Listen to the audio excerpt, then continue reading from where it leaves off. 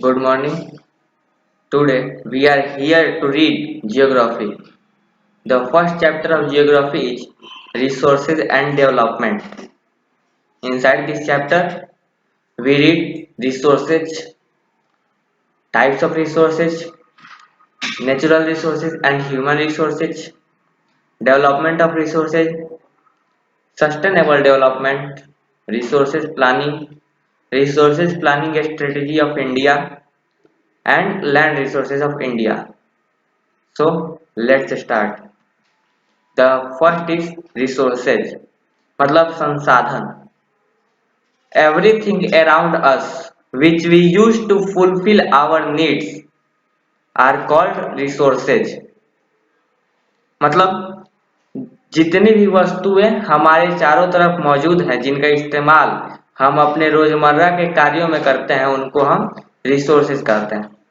According to your book, everything available in our environment which can be used to satisfy our needs provided it is technologically accessible, economically feasible and culturally acceptable can be termed as resources. The next thing is types of resources. There are different types of resources on different bases. The classification of resources are done on four bases. The first is on the basis of origin, the second is on the basis of exhaustibility, the third is on the basis of ownership, and the fourth is on the basis of status of development. From the first basis, on the basis of origin, there are two types of resources. First is biotic and second is abiotic resources. Biotic resources. These are obtained from biosphere and have life. मतलब वो सभी संसाधन जिनमें जीवन है उन्हें हम biotic resources अर्थात जैविक संसाधन के अंतर्गत रखते हैं. सच एज ह्यूमन बींग्स अर्थात मानव, फ्लोरा अर्थात वनस्पति, फौना अर्थात जीव जंतु, फिशरीज अर्थात मछली तथा लाइव स्टॉक अर्थात पालतू जानवर. Second is abiotic resources. All those things which are composed of non-living things are called abiotic resources. In other words, we can also say that the resources which have no life is known as abiotic resources. मतलब वैसे संसाधन जिनमें जीवन नहीं है उनको हम अजैविक संसाधन अर्थात अबायोटिक रिसोर्सेज के अंतर्गत रखते हैं. For example plastic, watch, rocks, metals इत्यादि. The next basis is on the basis of exhaustibility. On the basis of exhaustibility, there are also two types of resources. First, renewable resources and second, non-renewable resources. Renewable resources. The resources which can be renewed or reproduced by physical, chemical or mechanical processes are known as renewable resources. We can also say that the resources which cannot get exhausted are called renewable resources. For example, solar energy, wind energy, water, forest and wildlife. It is. The second one is non-renewable resources. The resources which take a million years to get renewed or reproduced by physical, chemical or mechanical processes are known as non-renewable resources. In other words, the resources which can get exhausted are known as non-renewable resources. For example, fossil fuels, underground water, etc. The third basis is on the basis of ownership. On the basis of ownership, there are four types of resources. First is individual resources, second is community owned resources, third is national resources, fourth is international resources. The first is individual resources यानी कि निजी संसाधन. From the name, it is clear that the resources used by one individual is known as individual resources. For example, house, PC, TV, watch, mobile, and many other things which is used by an individual. The second one is community owned resources. The resources owned by a community is known as community owned resources, or we can say that the resources used by a community is known as a community owned resources. For example, society park. Society park is community owned resource because anyone can go there and spend its time, so it is considered at community owned resources. The third one is national resources अर्थात राष्ट्रीय संसाधन. The resources owned by a nation is called national resources. In other words, the resources used by a nation is called national resources. For example, wildlife sanctuaries, national parks, railways, roadways, sea areas under 12 nautical miles. Here is a point, nautical miles. So, हम जानते हैं पहले nautical miles क्या होते हैं. 1 nautical mile is equal to 1.85 kilometer. Is it clear? I repeat, 1 nautical miles is equal to 1.85 kilometer. And the fourth one is international resources. The resources owned by international communities is called international resources. For example, ocean areas beyond 200 nautical miles. Understand? The fourth basis is on the basis of status of development. Is on this basis, in this basis there are three types of resources. First is potential resources, second is developed resources, and third is stock. Potential resources which are found in a region but have not been utilized are known as potential resources. मतलब वो संसाधन जो किसी जगह पाया जाता है लेकिन उनका इस्तेमाल नहीं किया जाता, उनको हम पोटेंशियल रिसोर्सेज के अंतर्गत रखते हैं. Second is developed resources which are surveyed and their quality and quantity have been determined for utilization. The development of resources depends on technology and level of their feasibility. अर्थात वो सभी resources जिनका उपयोग हम जो डेवलप्ड है और उनका उपयोग हम करते हैं उनको डेवलप्ड रिसोर्सेज के अंतर्गत रखते हैं. The third one is stock, materials in the environment which have the potential to satisfy human needs but human beings do not have appropriate technology to access these are called stock. For example, hydrogen is a rich kind of energy but we not use it because we have not appropriate technology to use hydrogen as a source of energy.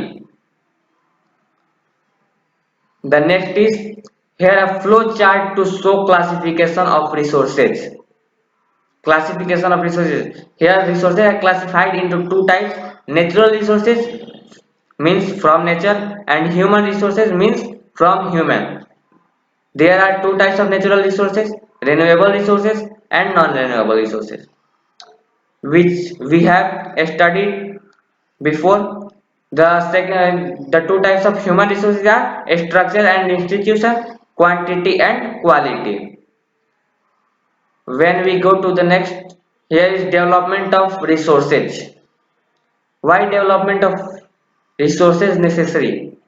Resources, there are many resources which are exhaustible, so we have to develop it as a manner to use it for further uses. For example, fossil fuels are exhaustible, so we have to develop it in this manner that we can use it for further. Here is a term sustainable development. What is sustainable development? Hindi में इसको कहते हैं सतत विकास. तो सतत विकास क्या है? Sustainable economic development means development should take place without damaging the environment. मतलब ऐसा विकास जिसमें पर्यावरण को कोई क्षति नहीं पहुंचे उसको हम सतत विकास कहते हैं. ठीक, आगे चलते हैं. तो इसमें हम देखते हैं resources planning. What is resources planning and why resources planning is necessary? So planning is the widely accepted strategy for judicious use of resources. मतलब planning एक ऐसा तरीका है जिससे हम रिसोर्सेज का अधिक से अधिक इस्तेमाल कर सकते हैं। It has importance in a country like India.